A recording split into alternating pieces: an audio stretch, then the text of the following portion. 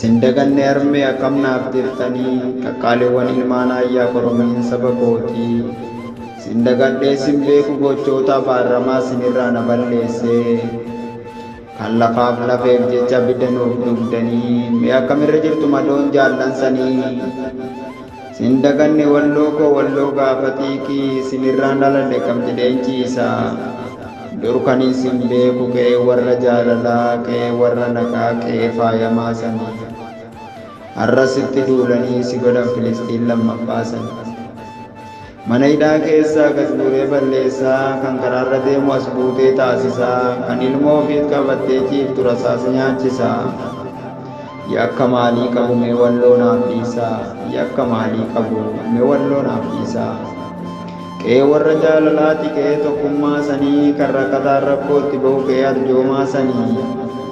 Jajjabduu ilmaan ayyaa qaqalloo warra kootii diinaaf gadi hin jettu tokkichi isaanii. Baruma dhufaa darbaan qe'eetti sin duulanii ji'a Ramadaan abiddaan sin waadanii. Ji'a Ramadaanaatiin abiddaan sin waadanii. Kichuu cidhaaf yaatu karaatti hambisanii kaan akka fuuteen torbanitti abiddaan waadanii. Isin goota ija barbadaa kam jedheen sin faarsa kam jedheen sin ibsa. Dhiishqaaf sinaayiferiin qe'eetti sin duulanii galtanii osoo rafin ofirraa qolattanii. Qeerroo qarreen kaanii gamtaan diina macheessanii qe'ee warra tokkummaa qe'ee gootootaa sanii. Qe'ee warra tokkummaati qe'ee gootootaa sanii. Irbuu shinnigaa kan jaallan gananii lafaaf lafeef jecha dacheetti galanii isaan irraa fuutanii galmaan ga'uuf fiigdanii uumaan isaan haa milkeessu qaqalloota walloosanii. Maanaa adamanii kana sanguleessanii kan arbiyyee alii kan Mahammad Husseessanii osoo karaa irratti hambifne arras baasuuf kaatanii. Qe'ee warra goototaa dhiigaan kabachiiftanii galatooma ulfaadhaa qeerroof qarreen keessanii. Assalamu alaikum warahmatullahi wabarakatuh. Ilmaan Oromoo akkam jirtan nagaa fayyaa keessanii. Ashamaa harka fuunee kan amantii biraa hordoftan. Dhaamsa koo ilmaan Oromoo kutaa 11 laallatu. Akkam jirtan nageenya dursu fayyaa ta'aa ulfaadhaa ilmaan Oromoo. Gaa'ii wanni nama dubbisu ilmaan Oromoo rakkoo biyya teenyaatii fi waan saba keenyaa roorroo uummata irra ga'e kanaa wal qabateetuma. Ummata Oromoo maqaa Oromootiin dhalatte haati ta'e Oromoo abbaan kee Oromoo dhugaa Oromiyaa irratti dhalatte. Ati dhugaa Oromiyaa irratti alaa hin galin haati ta'e Oromoo abbaan kee Oromoo. Ati saba lammii fedhe keessaa saba Oromoo taatee kan Oromiyaa irra jiraattu biyya fedhe keessaas immoo biyya adda addaa jiraattu. Dhaamsa koo hin dabarsin sheer godhi laayik godhi namoota hunda biraan gahe. Ani waan biraa jechuu duun taan ilmaan Oromoo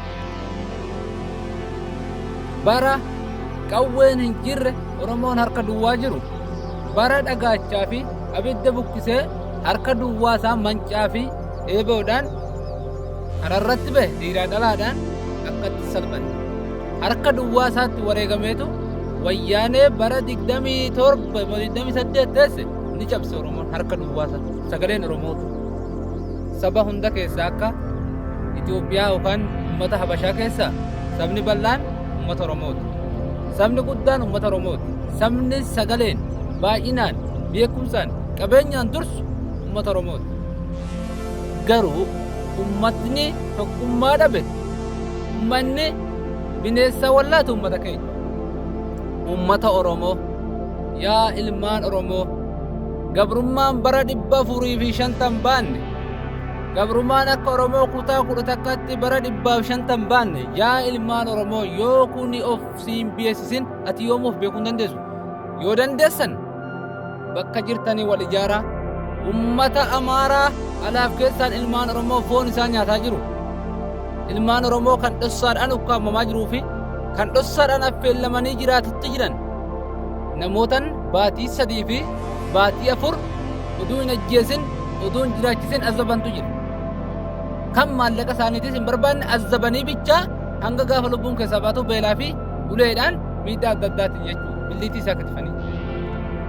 Duuba ilmaan Oromoo taanee dhalanne wal sakaallee yoo bakka nagaatti bakka uummata keenya furmaata tokkotti wal waamne hin awwaattan yoo namoonni tokko ol bahee Oromoodhaaf dubbate nama sabaaf yaadu ta'e qabsaa tokko ta'e hayyuu tokko ta'e nama san jabeeffatuun keenya isa ajjeesisu nama san jabeeffatuun keenya isa dura dhaabbannee sakaalu akka inni dandeetti ummata isaatiif bu'aan buuf akka inni ummata isaatiif jiraatee dubbatee hin jiraanne ummata isaatiif akka ummanni keenya mataa dhabu ummatni wal miidhuu jiru ummata Oromooti. Gaafa abbaa fedhe dhufee aangoo fedhe qabatee nu bulchu gaafa naannoo Amaaraa jala jiraanne akka Wallootti illee bullee akka Oromiyaatti illee jiraanne ajaja halagaatiin namoonni tifamee biyya tissaa jiru mootummaa fedhe tissaa jiru qabeenya nama fedhee tissaa jiru lafa nama fedhee lafa Oromoodhaa saamsiisaa jiru eenyu Oromoodha. Yoo har'a si erganii deemiitii abaloo ajjeesi jedhaniin Oromoo deemee ajjeesi yoo halagaa ajjeesi jedhaniin ajjeesu moo duuba ilmaan Oromoo dhumti keenya maali? Oromoon bara harka duwwaa san hanga zabana amma kee jirru kilaashii namni Oromoo hidhatee kaafatee deemu kana keessatti harka duwwaa ta'ee takka salphanne qabdu dha. Xiqqina kanaa ol hin jirtu ni xiqqaanne ilmaan Oromoo ni xiqqaanne duuba xiqqinni kun keessaa tokkummaadha ture. Ilmaan Oromoo alaaf keessaa gabrummaa jibbee tokkummaadhaan keessila diinaa wallaatuu dhabee guyyaan takkaa fi lama qabsaahaa nama sabaaf yaadu quuqama sabaa qabu fakkaatee na waliin dubbatee si waliin dubbatee ummata isaati dubbatee yoo boruu fi iftaan ani diina kiyya ta'e maal sii godhu?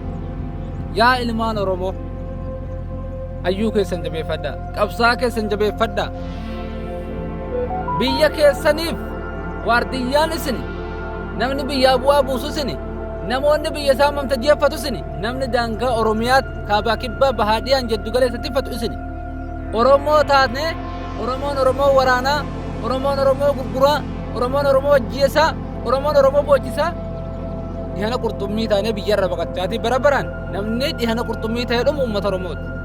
Namni Soomalee keessatti dhumu uummata Oromooti. Namni Affaar keessatti dhumu uummata Oromooti. Namni Yaman keessatti gubachaa dhumu uummata Oromooti. Keessaa'u daangaa kan namni danda'e hin dubbanne hin mul'ifanne ergaa uduuda seesanii hamma kamis gubbatti miidhaa uummata keenya jidduu kanatti irra gahaa jiru isaanii fi rabbii bicha beeka waan kee jiran duuba uummata Oromoo kan dubbatataniitillee namaan baane kan hojjetataniitillee namaaf galman geenye yaa ilmaan Oromoo bakka jirtu nama sabaa yaadu taate shabarreen keenya dhiirri keenya wal ijaarree uummata Amaaraa uummata keenya nyaatee ban namooti baatii 8 baatii 9 namni du'a jeequlti godhee taa'ee kan Amaaraa harkatti nama dhibbaan lakkaa'amu taa'u jira azabame karaa oduu hin taane biyya keessatti biyya abbaa isaa irratti dhalate keessatti yaa ilmaan Oromoo namni sabaan Oromoo taate wal ijaarii diina kee dura dhaabbadhu lafa jirtuttis uummanni kun faca'ee wal ijaaree jira akka keenyaa mihi uummanni tokkummaa qaba uummanni Amaaraa sabaan Amaaraa ta'e uummata Oromoo miidhaa akka irraan gahaa jiru asiimii hanga biyya keessaa gaara kamisii fi biyya keessatti ummata kanarratti Oromoon tokkummaadhaan kaanee irmijjaa fudhannee biyya teenya masuula taanee akka mootummaa hin qabne mootummaan isa iyyuu nurraa ajjeesuu jiru Oromoon isa ajjeesiisuu jiru hubanne biyya teenya akka waardiyyaa taatu wal ijaaruu